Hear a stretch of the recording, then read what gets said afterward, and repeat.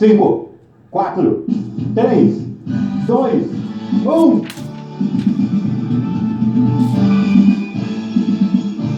Começa agora a aula mais divertida do mundo. Eu tive um sonho de sonhador. E quem pediu a música de hoje foi o Marcelo Ferreira. Ele entrou aqui, no nosso canal e pediu essa música. Então tá aí, Marcelo, a música que você pediu. Foi assim, num dia que todas as pessoas do planeta inteiro resolveram que ninguém ia sair de casa, como que se fosse combinado em todo o planeta. Naquele dia ninguém saiu de casa. Ninguém. O empregado não saiu do seu trabalho, sabia que o patrão também não estava lá. Aê! E você também pode fazer como ele, que entrou aqui, no nosso canal, se inscreveu e pediu a sua música. E hoje estamos comemorando a incrível marca de 17K. Ultrapassamos as 17 mil visualizações, então bota exclusivo, meu filho. Dá trabalho para fazer. Agora sim, minha querida e linda turma de segunda série, turma de história, nesse dia 30 de novembro de 2020, eu começo essa aula lembrando a vocês que dessa videoaula e do livro de vocês, no capítulo sobre a crise do leste europeu, é que foi elaborada a prova de quarto bimestre de vocês. Então, recado dado, vamos para mais uma viagem, onde vamos passear pela crise do leste europeu e o Solidariedade, 1980 com o Afeganistão, o Império do Mal, Mesa Redonda, CIA versus KGB, 1989-1981 com revoluções no leste da Europa e a declaração número 142H. Vamos entender essa crise, esse momento conturbado também entre União das Repúblicas Socialistas Soviéticas e os Estados Unidos. Bom, na União das Repúblicas Socialistas Soviéticas, vários problemas econômicos internos surgiam e também contestações ao seu domínio e modelo de gestão dentro de seus chamados satélites europeus. Em 1979, começou a surgir na Polônia um movimento sindical a partir da cidade de Gdansk, que levou origem ao sindicato Solidariedade, tendo como principal líder o operário Lech Walesa, onde esse movimento buscava melhores condições de vida, questionando o modelo de gestão soviética e requerendo maior liberdade política. Era a terceira grande contestação ao domínio soviético, depois de Hungria e Tchecoslováquia. Mas, diferente, porque foi justamente no momento em que a capacidade da União das Repúblicas Socialistas Soviéticas de reagir era muito menor, por conta das crescentes dificuldades econômicas e por um momento de indefinição aí na política externa dos Estados Unidos, buscando ampliar a sua influência em algumas regiões. Em 1980, os soviéticos invadiram o Afeganistão para apoiar um governo que se dizia comunista naquela região. Em represália, o governo do presidente dos Estados Unidos, que na época era o Jimmy Carter, adotou sanções econômicas contra os soviéticos. Mas era tarde para Carter rever a sensação de que o seu governo foi responsável pelo enfraquecimento da posição internacional dos Estados Unidos. O resultado disso foi a sua derrota na eleição presidencial para um republicano, Ronald Reagan, que representou um momento de regresso conservador da sociedade americana. Reagan, ele foi fiel ao sentimento que o levou à presidência, endureceu lá as relações com a Rússia, onde ele por várias vezes se referiu como o Império do Mal, e buscando ampliar o papel dos Estados Unidos no cenário internacional e principalmente na Europa, fez parte da política de adoção de sanções severas contra os russos, em represália à invasão ao Afeganistão e a repressão ao movimento Solidariedade.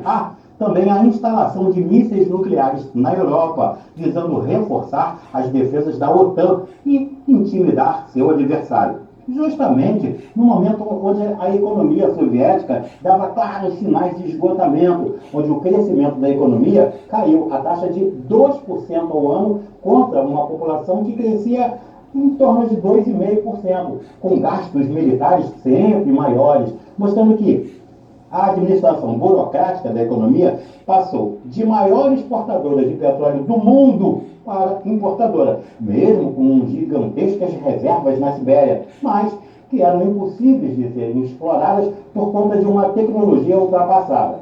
Em 31 de agosto de 1980, uma federação sindical polonesa, fundada lá no estaleiro Lenin, que é atualmente o estaleiro de Gdansk, recebeu o nome de Solidariedade e foi um dos agentes mais importantes que surgiu na Polônia, aí com o objetivo de pressionar o rígido e ortodoxo governo que se dizia comunista e aí com a ideia de implementar mudanças na política do país.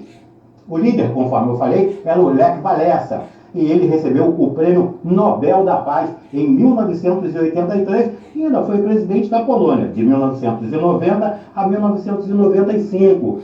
Mudando realmente assim a realidade do seu país, ele contribuiu para uma transição política de um regime socialista, governado por um partido único, a uma economia de mercado nos moldes dos países da Europa Ocidental. A história do Solidariedade começou lá nas paralisações de 1980, conforme eu disse, no estaleiro de Gdansk, que o resultado dessas greves maciças, onde os sindicatos de várias categorias se juntaram ali e aderiram a esse movimento, o governo da Polônia foi obrigado a assinar um documento que legalizava as atividades do Solidariedade, que possuiu o privilégio de ser o primeiro movimento representante de trabalhadores de um dos países do Pacto de Varsóvia, a não ser controlado pelo Partido Comunista no poder, e fazia uma oposição declarada aos mandatários poloneses, utilizando os métodos da resistência civil, ou seja,